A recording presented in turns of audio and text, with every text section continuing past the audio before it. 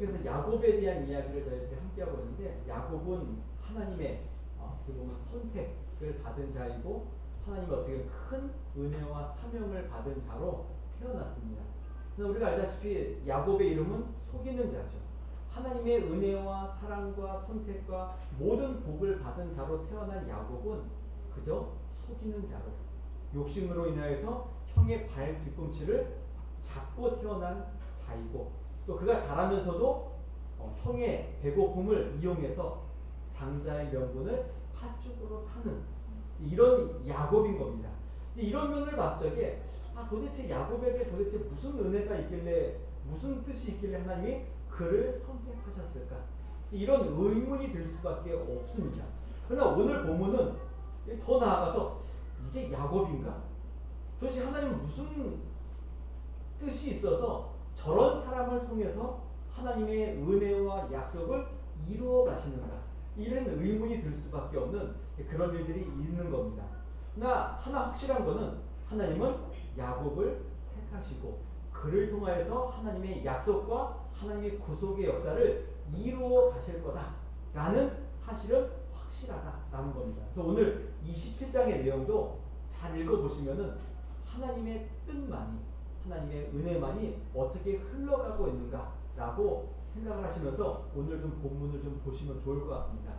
전체 내용은 27장 전체를 함께 살펴봐야 되는데, 오늘 제가 읽은 부분은 그냥 27절부터 35절까지로 야곱이 이삭이 어떻게 야곱에게 축복한 내용이 뭔지, 그리고 그 결과로 이삭이 뭘 깨닫는지, 이런 것들을 좀 이렇게 읽어봤는데, 전체적인 내용을 좀 살펴보면서 이 의미가 어떤 의미가 있는지를 좀 보도록 하겠습니다.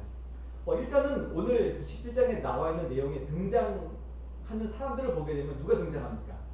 이삭, 리브가, 에서, 야곱. 이 네 사람이 등장하는데, 이 네 사람을 보면 다 어떤 사람들입니까? 네 사람이 한 가족이죠. 가족입니다. 한 가족이 등장하고 있는데, 내용을 쭉 살펴보면 어떻습니까? 뭔가 가족이 뭔가 좀 이상한 느낌이 드는 겁니다. 뭐 요즘 추석 명절인데 뭐 이렇게 보면은 맨날 뭐만 나옵니까? 가족끼리 뭐 싸웠네, 뭐 이런 내용들이 너무 많이 나오죠. 그래서 지금 보면은 뭐 당연히 그럴 수 있지만은 이때 당시 보면은 한 가족인데 뭐 자녀도 많지 않잖아요. 둘밖에 없고 부모님이 있는데, 서로 내용을 보게 되면은 서로 속이고 나중에 서로 죽이겠다 그러고, 지금 내용이 이런 이상한 내용인 겁니다. 오늘날로 굳이 이야기한다면은 약간 막장 드라마와 같은, 가족이 무슨 이래 라고 이야기할 수밖에 없는 그런 부분인 겁니다. 단순히 윤리적 도덕적을 떠나서 신앙적이지도 않아 보이는 겁니다. 전혀 신앙이라고 전혀 없는 사람들처럼 보여지는 내용이 오늘 27장의 내용인 겁니다. 한 사람 한 사람 살펴보면은 일단 먼저 누가 등장하면 이삭이 나오죠. 이삭.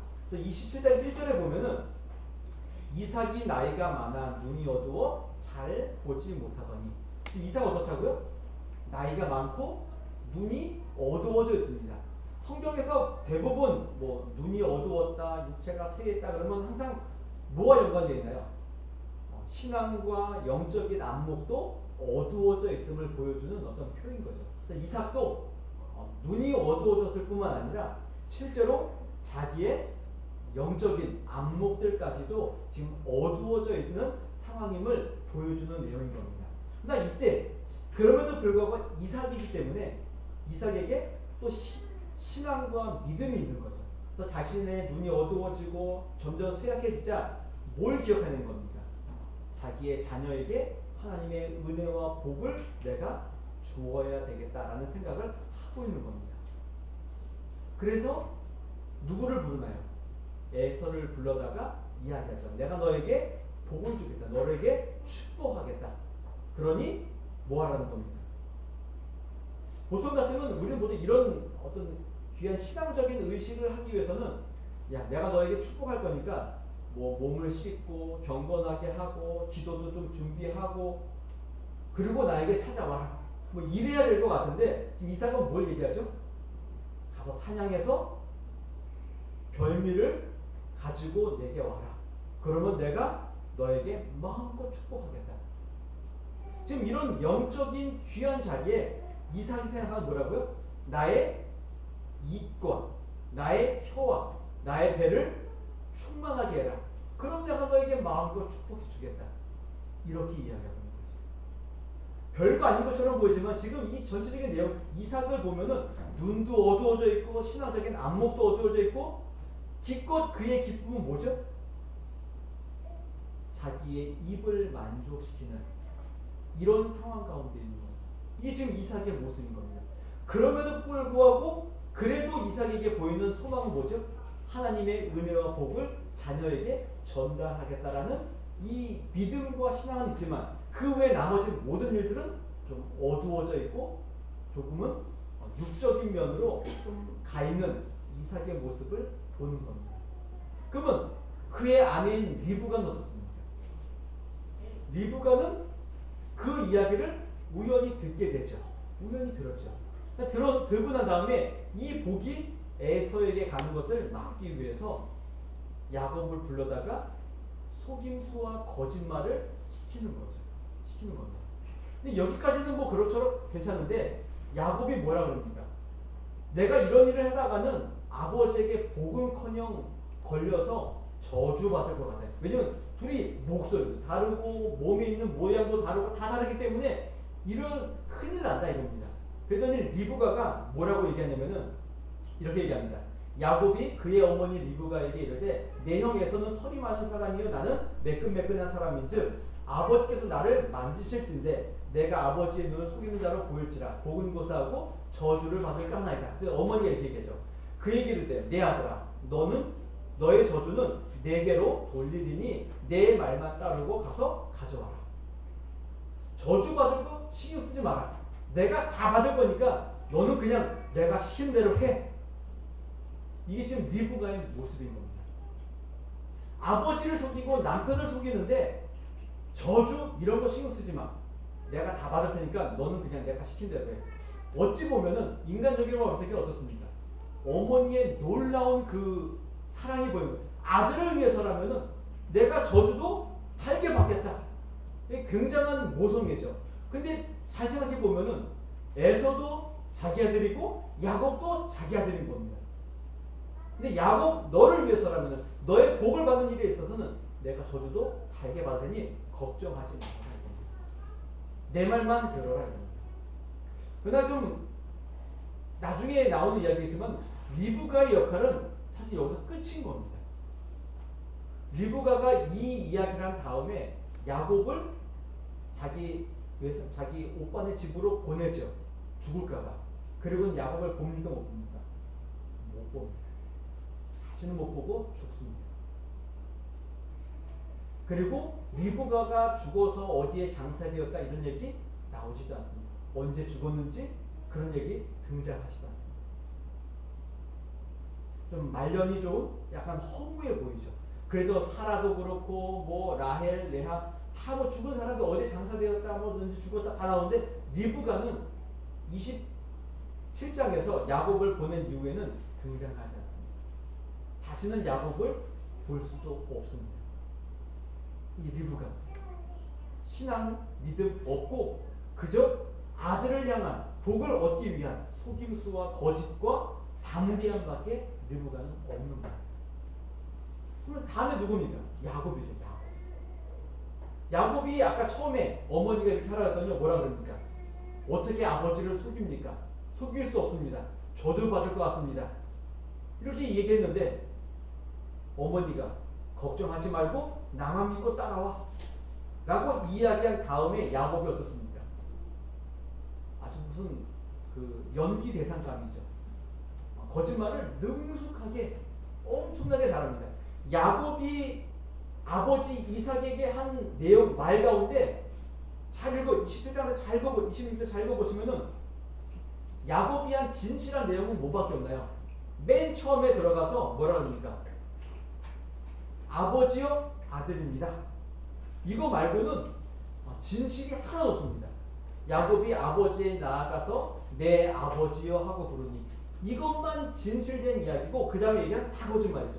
야곱이 아버지에게 대답하되 나는 아버지의 아들 에서로소이다. 넌 누구냐? 아버지의 맏아들 에서입니다. 근데 야곱이 이삭이 들으니까 좀 이상하죠. 목소리가 좀 이상하니까 그래서 뭐 묻는 거죠. 그럼 그 다음도 얘기죠. 어떻게 이렇게 빨리 잡아왔냐? 그랬더니 야곱이 뭐라 그럽니까? 아버지 하나님 여호와께서 나로 순조롭게 만나게 하셨습니다. 야곱의 거짓말에 지금 누구를 끌어들이죠? 하나님의 은혜까지 지금 끄집어 드리는 거죠. 아까는 못하겠다 그러더니 어머니가 책임지겠다 그러니까 거짓말을 이렇게 능수능란하게 합니다. 마지막에 묻죠. 이삭이 이르되 내가 참 내 아들 에서냐? 그가 대답하되 그러합니다. 야곱은 끝까지 거짓말로 아버지를 속이는 일에 열심을 내죠. 누구를 동원해서까지요? 하나님의 이름, 하나님의 은혜까지 동원해서 거짓말하는 야곱의 모습이 보이는 겁니다. 그럼 에서는 뭐 했습니까? 아버지가 복 준다 그러니까 좋아서 나가서 사냥해갖고 갖고 돌아왔는데 자기의 동생 야곱이 그 복을 뺏어갔다는 이야기를 듣게 되자 마지막에 그는 뭐하죠? 울죠. 에서가 아버지에게 이르되 내 아버지여 아버지가 빌 복이 이 하나뿐이리이까 내 아버지여 내게 축복하소서 내게도 그리하소서 하고 소리 높여 우냐. 에서가 운 이유는 복을 못 받아서도 있지만은 에서가 가지고 있는 이 안타까움은 자기에게 줄 복이 하나도 없다는 것에 눈물을 흘리고 있는 것이고요. 아버지가 그 복의 내용을 야곱에게 한 내용을 돌이킬 수 없기 때문에 지금 눈물 흘리고 있는 겁니다. 그러니까 하나님의 어떤 영적인 은혜와 복에 대한 못 받는 것에 대한 어떤 이런 울음이 아니라 아버지가 돌이키지 못하고 자기에게 줄 수 있는 것이 하나도 없음. 이것 때문에 지금 울고 있는. 그러니까 신앙적인 울음이 아니라 자기에게 받을 것이 하나도 없음에 대한 억울함에 대한 울음이 지금 에서에게 있는 겁니다. 제가 뭐 좀 의도적으로 좀 약간 안 좋은 면만 부각시킨 걸 수도 있겠지만은 전체적인 이 등장인물 이삭, 리브가, 야곱, 에서를 봐 적에 신앙적인 면이라고는 하나도 보이지 않고 서로가 속고 속이고 어두워져 있고 영적으로 무죄해져 있는 이 모든 상황 가운데 지금 27장이 등장하고 있는 겁니다. 이러한 가운데서 뭐만 남는 겁니다. 이삭이 야곱에게 축복했다. 이것 말고는 남는 게 하나도 없습니다. 그러나 그 과정은 은혜도 없고 뭔가 좀 멋짐도 없고 그저 속임수와 서로가 서로를 미워하는 이런 것밖에 남아있지 않다. 그 오늘 21장을 보면서 야곱이 복을 받았다. 이 얘기들. 근데 여기서 무슨 우리에게 의미를 주는가 이겁니다. 먼저 첫 번째는 이런 생각을 좀 하셔야 될 것 같아요. 이삭이 가족들이 행한 이 일들, 윤리적이고 도덕적으로 옳고 그름을 판단하는 그런 이야기는 아니다라는 겁니다. 누가 잘했고 누가 못했고 누가 신앙적이고 누가 도덕적이고 누가 윤리적이고 누가 좀 나은가 이런 이야기를 성경은 여기서 이야기하고 있지 않다는 겁니다. 하나님이 이들에 대해서 혼을 내거나 이들의 실수를 책망하거나 하지 않는다는 겁니다. 그러나 이렇게 하나님께서 책망하지 않기 때문에 이래도 되는구나 이런 생각을 해서도 안 되는 겁니다. 여기에는 윤리적이고 도덕적인 이야기를 하자는 이야기가 하나도 없다는 겁니다. 어찌되었건 복만 받으면 되지 이 이야기도 아닌 겁니다. 그럼 여기서는 뭘 이야기하고자 하는가? 하나님이 누구에게 복을 주시는가? 여기에 있는 겁니다. 오늘 이삭이 했던 이야기 가운데 오늘 제 설교의 제목처럼 그가 반드시 복을 받을 것이다. 이삭이 왜 이 이야기를 했을까? 왜 이야기를 했을까? 하나님의 의지와 하나님의 뜻을 알았기 때문에 그런 거예요. 그래서 이 이야기를 할 수밖에 없는 거예요. 지금 잘 생각해 보시면 이삭이 복을 주죠. 축복하죠. 지금 누가 복을 받습니까? 이삭 앞에 누가 있죠? 야곱이 있죠. 근데 이삭은 누구를 생각하고 복을 드렸나요? 에서를 생각하고 복을 준 겁니다. 그러면 이 복은 누가 받나요? 누가 받아야 맞는 겁니다. 이거 잘 생각하셔야 되는 겁니다. 만약에 제가 그냥 예를 들어서 제가 저희 아들, 첫째 아들 지환이를 앞에 두고 축복 기도를 하는 겁니다. 축복 기도를 하는데 가끔 이제 저도 이제 예전에 저희 부모님이 저희 우리 동생들하고 저를 부를 적에 저를 부르면 되는데 꼭 저를 먼저 부르지 않고 뭐 성진아, 효진아, 광진아 다 부르고 맨 마지막에 부르는 거 보면서 왜 그럴까? 라고 생각했는데 제가 저희 아이들 이름 부를 적에 얘가 지우고 지우는 아는데 한 번에 안 나오더라고요. 꼭 다 돌고 돌아서 맨 마지막에 나오더라고요. 그래서 제가 제 첫째 아들을 놓고 기도하는데 제가 실수를 해서 지원아 라고 하지 않고 저 하나님 지호에게 라고 했다고 생각해 보십시오. 그러면 제가 지호를 위해 기도한 겁니까? 지환을 위해 기도한 겁니까? 쟤는 누굴 위해 기도한 겁니까? 제가 지환이를 위해 기도하고 있는데 실수로 입을 누구를 부르다가 지호를 부르는 겁니다. 그럼 이 기도는 누가 받는 겁니까? 지환이어야 되지 않을까요? 제가 실수로 지호의 이름을 부른 것 뿐이지 기도의 모든 내용은 누굽니까? 지환이라고. 지환인 겁니다.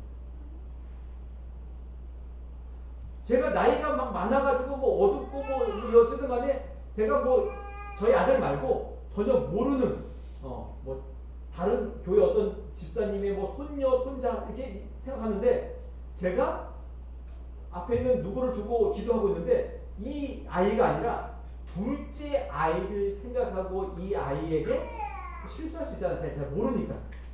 기도했다고 생각해 보십시오. 그럼 누가 이 복을 받는 겁니까? 앞에 앉아있는 이 아이입니까? 아니면은 제가 생각하고 있는 둘째 아이입니까? 헷갈리시죠? 만약에 이 앞에 앉아있는 아이에게 복이 간다면은 복은 어떻게 흘러가는 겁니까? 우리의 의지와 생각과 관계없이 그저 제 손에, 제 안에 있는 것들이 이렇게 나가는 이런 면이 되는 것이고, 그게 아니라면은 하나님의 은혜가 분명히 있다는 것들을 보여주는 거예요. 오늘 야곱과 에서의 이 내용이 그런 겁니다. 이삭은 에서를 염두에 두고 기도하고 있는 겁니다. 근데 그 기도는 누가 받죠? 야곱이 받은 겁니다. 그 일에는 속임수와 거짓말이 있는 거죠. 그럼 복은 누가 받아야 되는 겁니까? 누가 받아야 됩니까?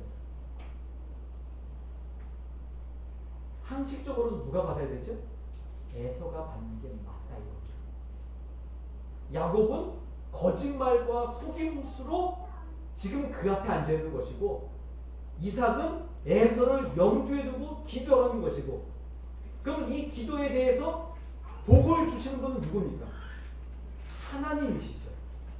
그럼 하나님이 실수하시고 뭐 잠깐 딴 데 갔다 오셔가지고 그냥 야곱에게 복을 주는 겁니까? 아니죠. 아닌 겁니다.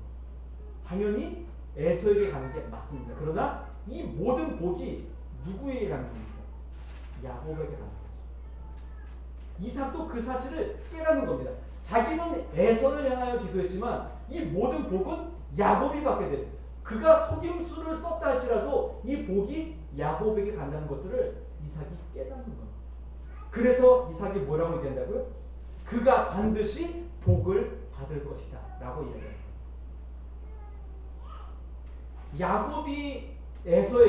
이삭이 에서에게 복을 준 내용, 복의 기도의 내용을 한번 좀 보겠습니다. 27절에 보면은 이렇게 얘기합니다.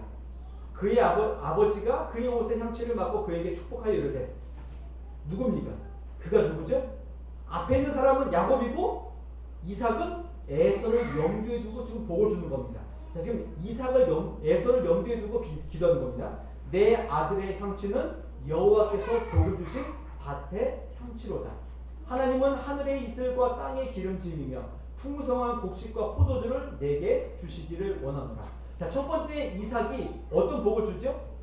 이 땅에 있는 복을 자기 아들에게 주고 있습니다.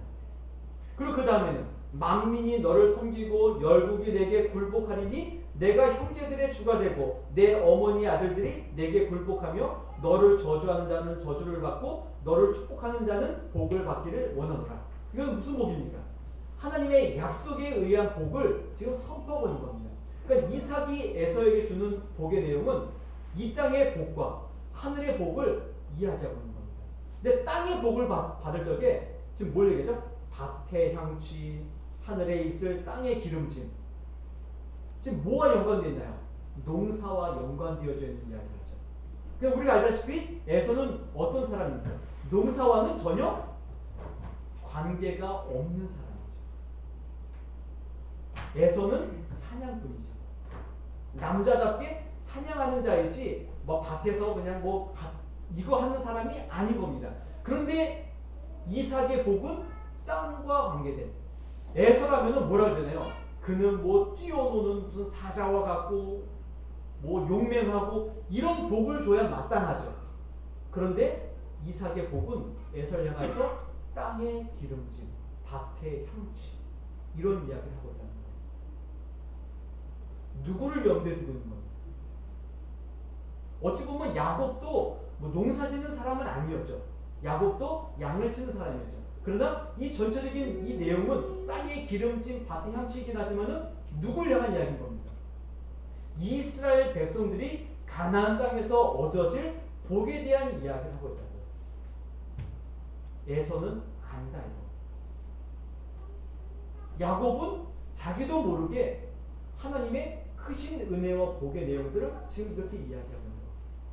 또 뒤에 나와 있는 내용도 똑같죠. 뭐 다 뭐 굴복하리다 할 것이다. 이미 아브라함에게 하신 약속이고 저주하는 자를 저주를 받고 축복한 자에게 복을 받고 다 아브라함에게 하신 약속인 겁니다. 그러니까 중간에 내가 형제들의 주가 되고 내 어머니 아들들이 내게 굴복하면 이 얘기는 어디에 나와 있는 겁니까? 이삭이 두 아들을 낳기 전에 그들이 너무 많이 싸우게 되자 하나님께서 기도했을 적에 하나님이 주신 약속의 내용이죠. 큰 자가 작은 자를 섬길 것이다. 당연히 하나님의 은혜에 대한 내용을 이야기하고 있지만 이 전체적인 내용은 에서가 아닌 야곱을 향한 복의 내용임을 우리가 볼 수 있는 겁니다. 그러나 이삭은 누굴 염두에 두고 있다고요? 에서를 염두에 두고 있는데 복의 내용은 전부 다 누굴 향하고 있나요? 야곱을 향해 있다는 것들을 깨닫는 겁니다. 그리고는 에서가 나중에 들어왔을 적에 아버지 가지고 왔습니다. 넌 누구냐? 맞아드립니다. 그럼 아까 들어온 애는 누구냐? 그제서야 이삭이 깜짝 놀라고 이것은 하나님의 뜻이 에서가 아닌 야곱을 향해 있구나라는 것들을 깨닫고 그가 반드시 복을 받을 것이다 라고 지금 말하고 있습니다. 누가 잘했냐 잘못했냐 이 이야기가 아니라 하나님께서 그의 선택한 자를 어떻게 인도하고 계시는가 이거를 보여주는 장면이 27장인 거예요. 하나님의 은혜와 하나님이 함께 하시고 하나님이 지키시는 자들은 장자의 명분을 소중하게 여기는 조금 불완전하지만 장자의 명분을 소중하게 여기는 야곱에게 향해져 있는 겁니다. 이삭은 첫째 아들을 향하여서 축복을 이야기하지만 하나님은 둘째 아들인 하나님의 선택한 자인 야곱을 향하여서 그의 복이 가기를 원하고 계시는 겁니다. 이게 오늘 본문의 내용인 겁니다.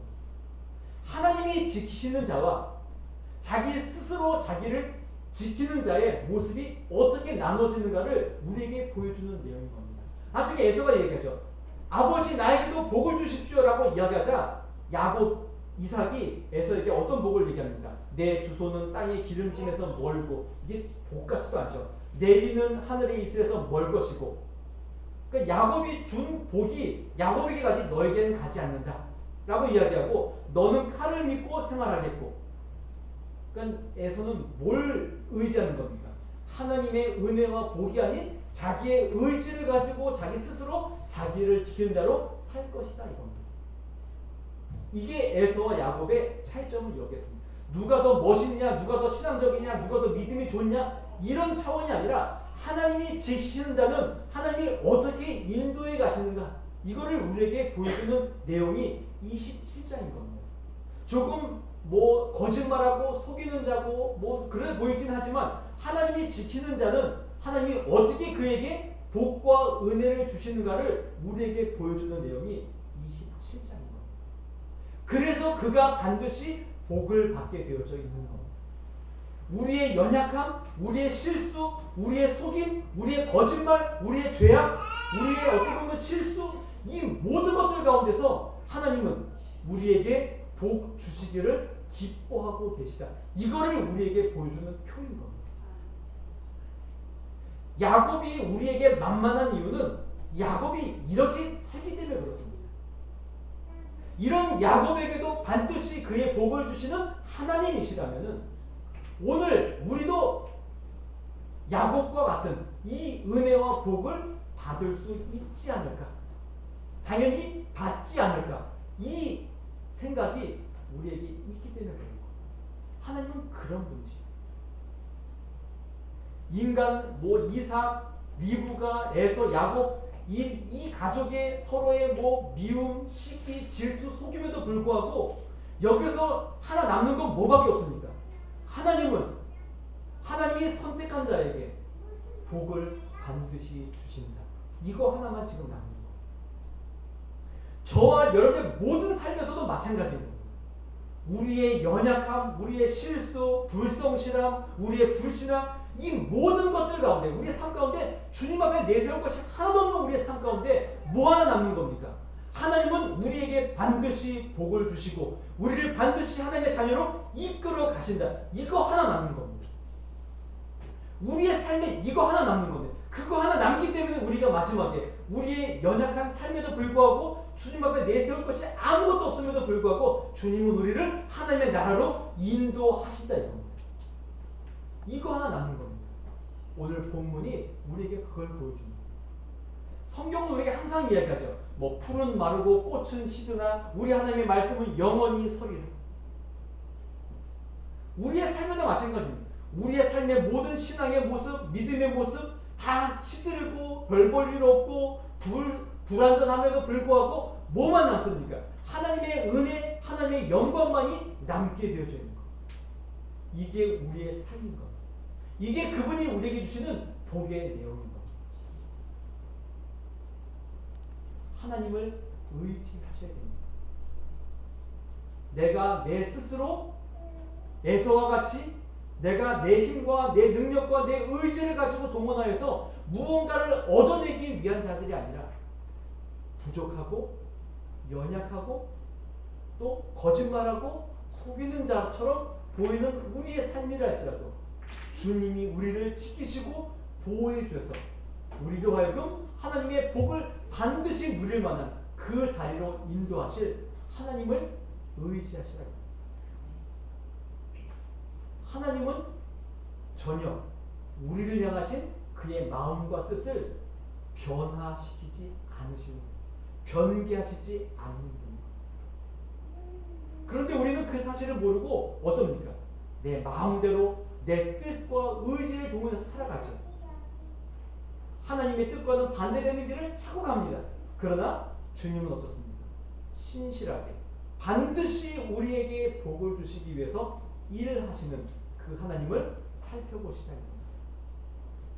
그 하나님을 의지하시고 그 하나님을 바라보시고 우리에게 복 주시기를 기뻐하시고 그 일을 끝까지 행하시고 지키시는 하나님으로 인하여서 항상 기뻐하시며 즐거워하시며 찬송하시는 하나님의 백성들이 되시기를 주님의 이름으로 부탁을 드리겠습니다.